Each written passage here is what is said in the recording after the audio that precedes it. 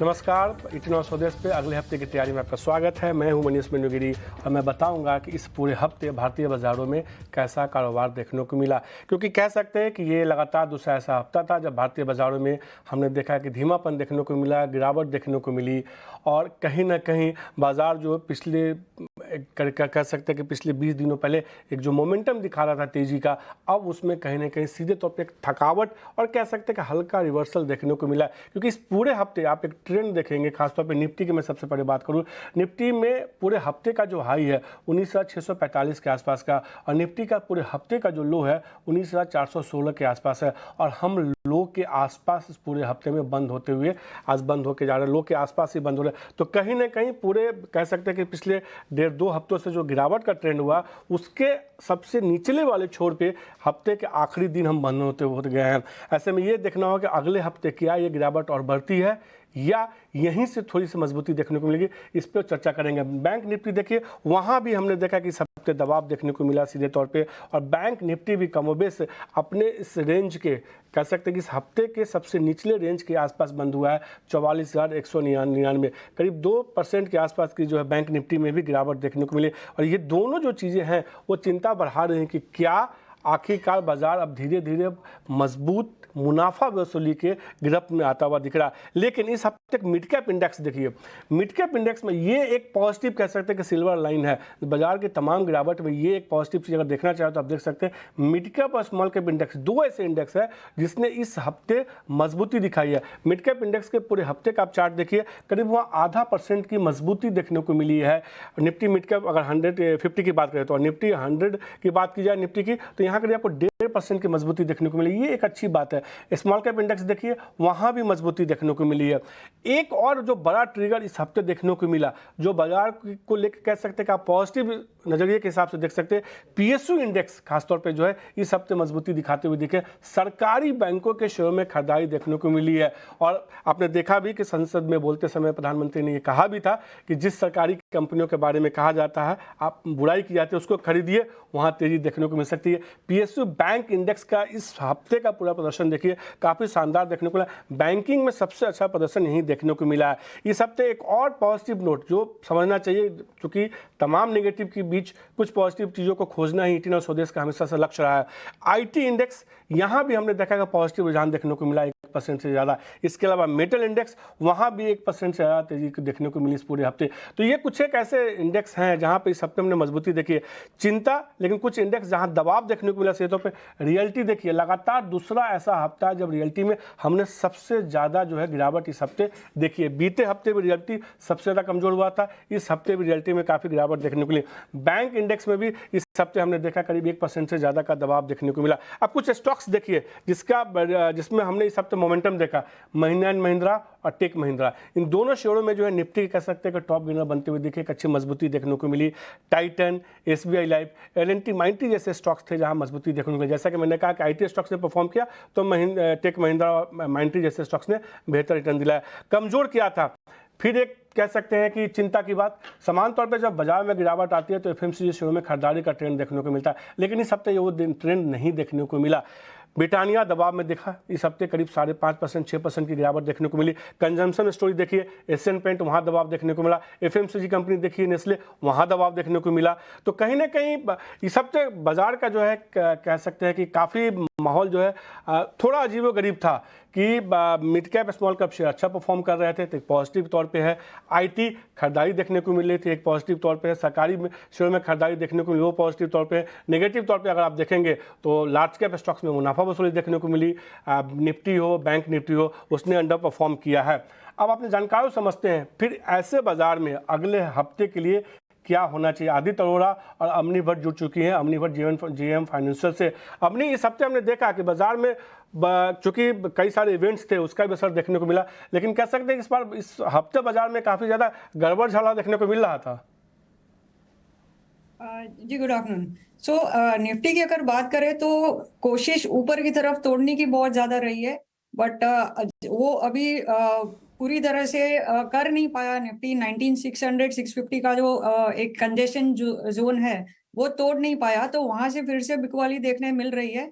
But नीचे की तरफ भी देखें तो आज निफ्टी बिल्कुल नीचे के लेवल पे बंद जरूर हुआ है, बट पिछला जो फॉल आया था उसका एक लो था 19,300 के करीबन। तो वो एक लेवल बहुत इंपॉर्टेंट है। अगर अगले हफ्ते में 19,300 का लेवल अगर तोड़ता है निफ्टी, तो हमें नीचे 19,000 तक के स्तर देखने मिल सकते हैं। बट जब तक 19,300 होल्ड कर रहा है, फिर एक बार कोशिश रहेगी कि निफ्टी 19,500 क्रॉस करके 19,600 की तरफ मुंह दिखाए। 301 कह सकते हैं कि अगले हफ्ते के लिए नज़र बना कर रखेगा, उसको होल्ड करता है तो वापस से तेजी देखने को मिल सकता है। 19,500 को पार कर सकता है, 600 तक भी जा सकता है, ऐसा अपनी मान रही है। आदित्य, बैंक निफ्टी को लेकर क्या नजरिया और निफ्टी पे आपको क्या लग रहा है कि बहुत घबराने की बात नहीं है, ये टाइम बेस्ड जो करेक्शन होता है लगातार तेजी के बाद वही हो रहा है, बाजार थोड़ा थका रहा है, थकने की जरूरत नहीं है। बिल्कुल देखिए, बुल मार्केट में छोटे मोटे करेक्शन आते रहते हैं और अगर आप लेवल बेस जाए तो 44,000 एक काफी अच्छा सपोर्ट है जहाँ पे पुट राइटर्स बड़े एक्टिव है, तो हो सकता है कि बाजार वहां पे सपोर्ट ले सकता है। मैं मानता हूँ कि शायद 1-2% का करेक्शन आ जाए, पर इस बाजार में शॉर्टिंग नहीं करनी चाहिए। अगर निफ्टी में थोड़ा और करेक्शन आ जाता है, अभी चल रहा है 19,400, 19,200 के आसपास लेवल पे आ जाता है तो एक अट्रैक्टिव जोन में बाजार आ जाएगा। वहां से वापस निफ्टी बल्कि 20,000 की तरफ दौड़ लगा सकता है। तो मैं शॉर्ट टर्म शॉर्टिंग अपॉर्चुनिटी नहीं ढूंढूंगा, बल्कि नीचे के लेवल से खरीदने का अपॉर्चुनिटी ढूंढूंगा। जैसा कि देखिए आज मेटल्स काफी तेज थे, जिंदल स्टील ने 3% की तेजी दिखाई। तो ऊपर ऊपर आपको लग रहा है करेक्शन है, बट अंदर ही अंदर काफी सारे स्टॉक भाग रहे हैं और जैसे ही बाजार स्टेबलाइज करेगा, स्टॉक स्पेसिफिक आपको अच्छी तेजी देखने को मिलेगी। So I would be looking for buying opportunity at the lower levels in Nifty and Bank Nifty. से और बाजार में जब भी मौका मिले तो आपको जो है शेयर इंडेक्स को छोड़ के कई बार शेयरों पे ही नज़र बना के रखनी चाहिए, वहीं मजबूती देखने को मिल सकती है। तो इसी क्रम में मैं दो स्टॉक्स जो आप बता रहे हैं कि ठीक है गिरावट आ रही है, कुछ शेयरों में नज़र बनी है, नेस्ले और ब्रिटानिया, इन दोनों के लेके क्या राय होगी आदित्य? हमने देखा कि इस हफ्ते अच्छी खासी गिरावट देखने को मिली दोनों शेयरों में। देखिए, एफएमसीजी बास्केट एक ऑलमोस्ट डिफेंसिव बास्केट आपकी रहती है और जितना करेक्शन आ जाए उसमें एक बाउंस बैक आपको अच्छा देखने को मिलता है। नेस्ले अभी करीब करीब 21,840 पे आ चुका है, ये इसका सपोर्ट जोन ही है, 21,500 के आसपास इसका सपोर्ट है। तो मैं इसमें खरीदने का ही एक नजरिया बनाऊंगा और ब्रिटानिया भी मैं एक बार देख लेता हूँ, नहीं दूंगा, बट नेस्ले इस लेवल पे थोड़ा अट्रैक्टिव लग रहा है। तो नेस्ले इस लेवल पे जो है खरीदारी करने की सलाह दे रहे हैं, उनको लगता है यहाँ से मजबूती देखने को मिल सकती है। एक शेयर देखिए, इस हफ्ते हमने एक अच्छी मजबूती देखी है, अपनी ट्रेंट इस हफ्ते करीब 10-11% की मजबूती दिखा रहा है ये शेयर। आपको क्या लगता है, टाटा ग्रुप की कंपनी है, सब कुछ काफ़ी बेहतर इस कंपनी से जुड़ा हुआ, क्या ये मोमेंटम और जनरेट करेगा क्या अगले हफ्ते के लिए शेयर में? जी बिल्कुल। अगर हम पिछले 4 हफ्ते की अगर चार्टिंग देखें, जो उसका प्राइस पैटर्न मूव है वो अगर देखें, तो इसमें 1780 पे इसने जब ब्रेकआउट दिया है, उसके बाद ये पिछला हफ्ता जो गया वो एक ऐसा हफ्ता है जहाँ की वॉल्यूम सबसे ज्यादा पिकअप हुआ है। प्राइस मूवमेंट पहले भी हो रहा था, बट इस हफ्ते में वॉल्यूम भी काफी ज्यादा पिकअप हुआ है। तो मेरे हिसाब से ये अभी और लंबी दौड़ लगाने के पूरी पूरी कोशिश रहेगी इसमें। और इसमें थोड़ा बहुत नीचे भी अगर आ जाता है, प्रॉफिट बुकिंग थोड़ा होता है या कूल ऑफ होता है, तो भी 1800 के नीचे ये स्टॉक बिल्कुल जाना नहीं चाहिए और ऊपर के तरफ 2100 तक ये दौड़ लगा सकता है कुछ ही दिनों में। पर नज़र बनाकर देखिए, नीचे की तरफ जो इसका लेवल है 1800 के नीचे नहीं दिखता है, लेकिन ऊपर में 2100 के भी लेवल देखने को मिल सकता है, नज़र बना के चल सकते हैं। अब बात करते हैं अगले हफ्ते कुछ बड़े ट्रिगर्स की, नतीजे अभी भी आ रहे हैं और अगले हफ्ते के लिए कई बड़े ट्रिगर्स हैं। ये तमाम ट्रिगर्स बताने के लिए हमारे साथ मेरी सहयोगी वामाक्षी जुड़ चुकी है। वामाक्षी, अगले हफ्ते के लिए कौन सा बड़े ट्रिगर्स है? जी बिल्कुल, शुरुआत करते हैं हम कुछ इंपॉर्टेंट इकोनॉमिक क्यूज़ के साथ। पहले डोमेस्टिक क्यूज़ को एक बार जान लेते हैं। तो सीपीआई और होलसेल प्राइसेस का जो डेटा है वो अगस्त 14 को आएगा।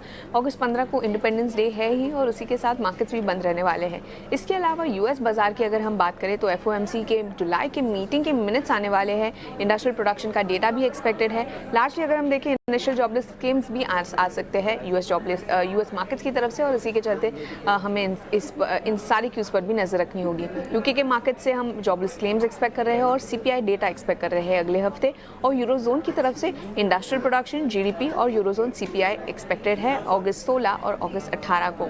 इसके अलावा कॉर्पोरेट फ्रंट पर भी काफ़ी एक्शन हो रहा है। सीआरएम सिल्क फोकस में रहेगा अगले हफ्ते अगस्त 12 को, क्योंकि कंपनी एक प्रपोजल कंसिडर करने वाली है बायबैक का।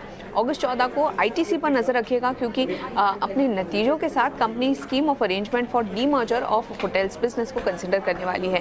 इसके अलावा जीएमडीसी पर भी हमारी नज़र होगी, क्योंकि ये अपवर्ड रिवीजन कंसिडर करने वाले हैं रेट ऑफ डिविडेंड में।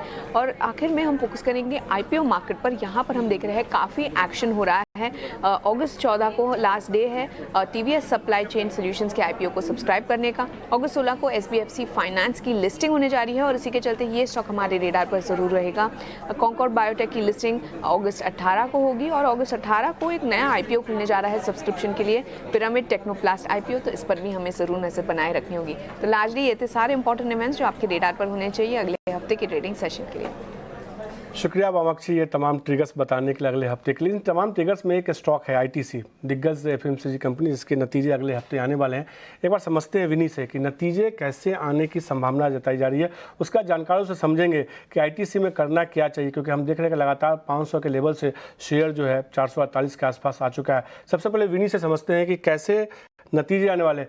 विनी, क्या नतीजों में इस बार खास रहने की संभावना है? वैसे तो उनका होटल कारोबार के डिमर्जर का ऑलरेडी ऐलान हो चुका है, उस पर काम शुरू हो चुका है। बिल्कुल, तो आईटीसी के टाइम के जो नंबर्स है तो वहाँ पे रेवेन्यू में थोड़ी डिक्लाइन एक्सपेक्टेड है, 2.3% की डिक्लाइन एक्सपेक्टेड है। मेनली ये एग्री बिजनेस की जो रेवेन्यू है वहाँ पे कम एक्सपेक्टेड है कि वहाँ पे रेवेन्यू कम होगी, तो उसकी वजह से मेन इम्पैक्ट आ रहा है ओवरऑल रेवेन्यूज पे भी। प्रॉफिट्स की बात करें तो प्रॉफिट्स में इंक्रीज एक्सपेक्टेड है, मार्जिन्स में ग्रोथ एक्सपेक्टेड है, एबिटा मार्जिन एक्सपेंशन एक्सपेक्टेड है अराउंड 500 बेसिस पॉइंट की, और एबिटा मार्जिन एक्सपेक्टेड है 37.5% पे versus 32.7% last year. Overall EBITDA की बात करें तो वहाँ पे भी ग्रोथ एक्सपेक्टेड है अराउंड 12% की। सिगरेट वॉल्यूम जहाँ पे हम लोग एकदम इंपॉर्टेंट नंबर होता है वो है 7% पे एक्सपेक्टेड है cigarette volume growth this time company की। और एबिटा मार्जिन्स में जो एक्सपेंशन है वो सपोर्ट क्यों हो रही है ये टाइम, एक्सपेंशन में भी होगी क्योंकि इंप्रूवमेंट इन मिक्स हम लोग एक्सपेक्ट कर रहे हैं, उसकी वजह से इंप्रूवमेंट इन एबिटा मार्जिन्स भी होगी। सेगमेंट वाइज की बात करें, एफएमसीजी बिजनेस में मॉडरेट ग्रोथ एक्सपेक्टेड है अराउंड 11% की। एग्री बिजनेस में एक्सपेक्टेड है कि ये टाइम डिप देखेंगे क्योंकि करेक्शन इन व्हीट प्राइसेस था, एक्सपोर्ट्स के कंसर्न्स थे, और ओवरऑल हाई बेस भी था लास्ट टाइम, तो वो ये टाइम नहीं होगा। इसकी वजह से एक्सपेक्टेड है कि एग्री बिजनेस में थोड़ी डिक्लाइन दिखेगी। होटल बिजनेस एक्सपेक्टेड है कि वो अच्छा करेगा, पर पेपर बोर्ड बिजनेस वहाँ पे डिक्लाइन एक्सपेक्टेड है। और भूलिए मत कि कंपनी ने अनाउंसमेंट कर दी थी कि वो डीमर्ज करेंगे अपने होटल बिजनेस को, वो तो वहाँ पे फर्दर डिटेल्स क्या आ रही है होटल बिजनेस के लिए, बोर्ड अप्रूव भी करने वाला था ये डीमर्जर, तो यस अप्रूवल की वेट भी होगी जो नंबर्स के साथ आने वाला है। और any further details hotel business में मिले तो ये इंपॉर्टेंट फैक्टर है वॉच आउट करने के लिए भी। ओवरऑल उसके अलावा सिगरेट वॉल्यूम के लिए और मिक्स इंप्रूवमेंट के लिए वॉच आउट करिए। एफएमसीजी का एबिट मार्जिन क्या आ रहा है, वहाँ पे डिमांड ट्रेंड्स की क्या कमेंट्री है, ये एक इंपॉर्टेंट फैक्टर है वॉच आउट करने के लिए। शुक्रिया विनी, ये बताने के लिए कैसे प्रीव्यू रह सकते हैं। हमने आपने पूरा प्रीव्यू भी सुना, चार्ट भी आप देखती हैं, क्या लग रहा है आईटीसी में अगले हफ्ते के लिए? आप कोई अगर लेवल बता सकती हैं क्या, नीचे की तरफ कौन से पर नजर रखनी चाहिए, और कहाँ आपको लगता है कि हाँ इसमें अब खरीदारी की जा सकती है? एक बड़ी रैली के बाद शेयर में हमने देखा है बीते करीब 10-12 दिनों से गिरावट का ट्रेंड देखने को मिला है। कई सारे निवेशक हैं जो इस पर सवाल पूछते हैं, वो जानना चाहते हैं कि अब कहाँ खरीदें। अब तो चूंकि नतीजे आ जाएंगे मंडे को, तो कहाँ आप लेवल दिखते हैं आपको यहाँ पे? जी, आईटीसी में अगर देखें तो फिलहाल ये बिल्कुल सपोर्ट के लेवल पे आ चुका है। 440 से 445 के बीच में इसका अच्छा खासा सपोर्ट है, और ये वहीं से मतलब जो पिछले हफ्ते में एक 444.75 का लो किया था, वहीं से ये स्टॉक घूमा है और ये अभी भी बहुत ही अच्छे लेवल पे है, तो ये लेवल पे भी आप निवेश कर सकते हैं। इसमें अगर ऑप्शंस का भी डेटा देखें तो 440 के ही पुट में सबसे ज्यादा ओपन इंटरेस्ट है कि इसका यही मतलब है कि यहाँ से अब ज्यादा डाउनसाइड नहीं है, तो ये लेवल पे हम निवेश कर सकते हैं। और इसमें चलने में थोड़ा समय लग सकता है, ऊपर आने में थोड़ा समय लग सकता है, लेकिन ये लेवल से ज्यादा गिरावट नहीं देखने मिलेगी, तो रिस्क रिवॉर्ड बहुत अच्छा है। ये स्टॉक फिर से एक बार 470 480 की ओर चलेगा। समय थोड़ा ज्यादा लग सकता है, एक आध हफ्ता नहीं बट शायद 2-3 हफ्ते लग जाए, बट ये स्टॉक चलेगा जरूर यहाँ से, तो इसमें तेजी बनाए रखें। तो आईटीसी में मौजूदा स्तर पर भी आप खरीदारी करके चल सकते हैं। आप अभी नहीं खरीदना चाहते हैं, मंडे को नतीजे आते हैं, नतीजे के बाद आप खरीदारी करके चल सकते हैं। अपनी को लगता है कि यही वो लेवल है जहां से शेयर में एक सपोर्ट लेगा और खरीदारी वापस से लौटती हुई दिखेगी। बस आप खरीदते हैं तो आपको नज़रिया जो है कम से कम 1 महीने का रखना होगा। वापस से 470 480 का जोन इस शेयर में देखने को मिल सकता है। आदित्य, इस हफ्ते हमने एक और सेक्टर देखा जिसमें बहुत अच्छी रैली देखने को मिली थी। टायर सेक्टर देखिए, तमाम स्टॉक्स में अच्छी तेजी थी, चाहे वो सीएट हो, बाल्किंस इंडस्ट्रीज हो। लेकिन इस सत्र में खासतौर पे इस हफ्ते और बीते कह सकते हैं थर्सडे फ्राइडे से गिरावट की शुरुआत हुई थी। सीएट में 2500 से गिरना शुरू हुआ और लगातार अब दबाव देखने को मिला। इस हफ्ते भी करीब 5.5% गिरावट देखने को मिली है। क्या रहेगी सीएट पे आपकी? देखिए, टायर सेक्टर आपने जैसा बोला, एक हफ्ता पहले अच्छा भागा था। एमआरएफ में भी आपको ऑलमोस्ट 1,02,000 से 1,12,000 की तेजी देखने को मिली। सीएट में उससे पहले तेजी आ चुकी थी, तो अभी थोड़ी नरमी है स्टॉक में। तो मैं कहूंगा कि अभी एग्रेसिव बुलिश बेट नहीं लेना चाहिए, वेट एंड वॉच करना चाहिए फॉर फ्रेश बाइंग सिग्नल। एक और स्टॉक्स देखिए जिसमें हमने देखा कि इस हफ्ते जो है काफ़ी दबाव देखने को मिला। बाटा इंडिया अपनी कंजम्पशन स्टोरी है और हमने देखा है कि एक अच्छी रैली शेयर ने दिखाई। अगर आप ईयर टू डेट इसका चार्ट इस साल का देखें तो एक अच्छी रैली देखने को मिली है। लेकिन इस हफ्ते इस शेयर में हमने करीब देखा करीब 7% के आसपास गिरावट देखने को मिली है। बाटा इंडिया का सपोर्ट अब आपको कहाँ लगता है अगले हफ्ते के लिए? जी, बाटा इंडिया का सपोर्ट जो है वो 1620 पे आ रहा है। 1620 का लेवल जब तक बना के रखता है ये स्टॉक, तब तक ऊपर आने की उम्मीद है यहाँ से, क्योंकि सपोर्ट के आसपास तो आ गया है। लेकिन अभी यहाँ पे कोई बाइंग की कोई ट्रिगर नहीं है। तो बाइंग का ट्रिगर तब होगा जब ये इसका अगर मूविंग एवरेज देखे, हम 50 डे का एक्सपोनेंशियल मूविंग एवरेज देखे तो वो है 1660 पे। तो अगर ये 1660 का लेवल क्रॉस कर पाता है अगले हफ्ते में तो इसमें आप बाइंग करिएगा, नहीं तो ये 1620 तक रुकेगा, वहां तक आ सकता है ये स्टॉक नीचे। ये राय होते हुए किसी तो पर 1620 तक आ सकता है, फिर वहां पर आप चाहें तो खरीदारी करके चल सकते हैं। हमने कई सारे स्टॉक्स की बात की है, ट्रिगर्स की बात की है। अब बात करते हैं वीआईपी स्टॉक्स की।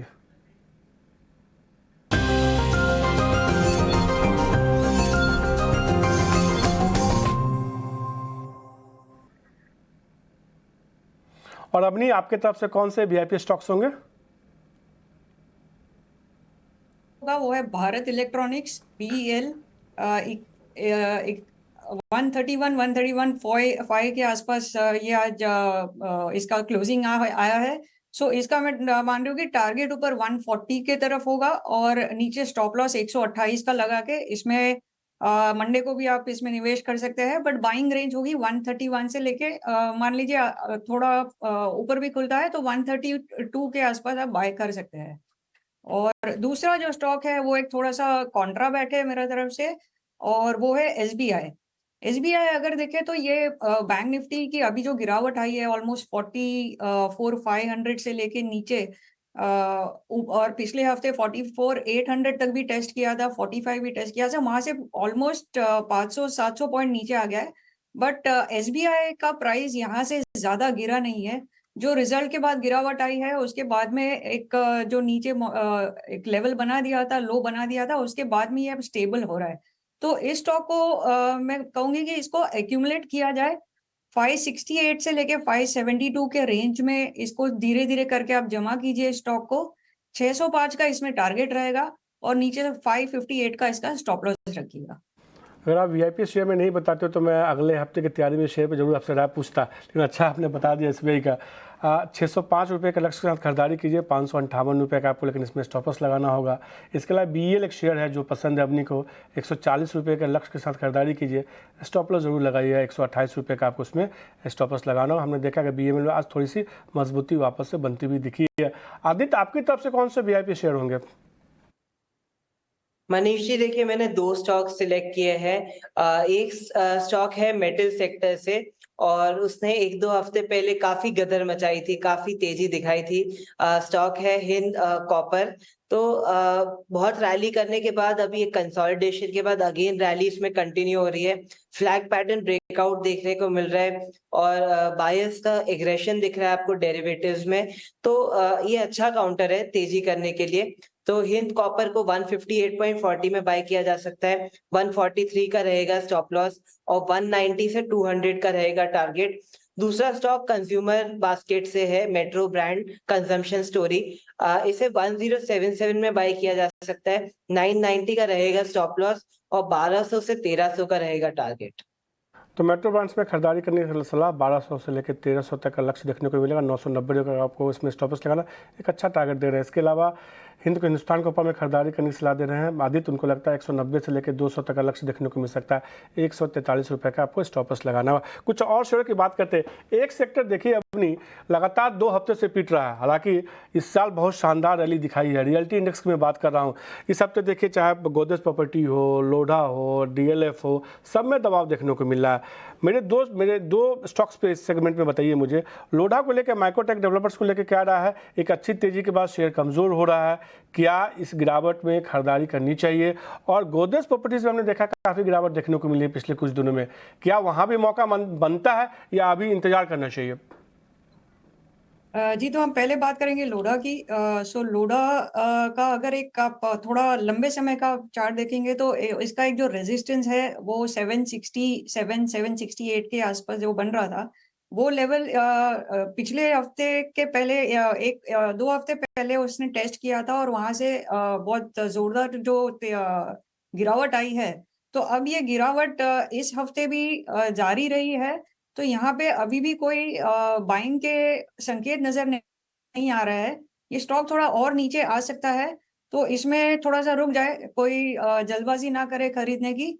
660 का लेवल अगर आता है तो वहां पे एक अच्छा बाइंग अपॉर्चुनिटी इसमें बनता है, तो 660 के लेवल के लिए आप रुकेगा। तो और दूसरा गोदरेज प्रॉपर्टी जी, जी, गोदरेज प्रॉपर्टी ऑलरेडी सपोर्ट पे आ चुका है। अगर ये अगले हफ्ते 1500 के ऊपर ये टिका रहता है, 1500 को लेवल जब तक नहीं तोड़ता है, तो इसमें आप निवेश कर सकते हैं।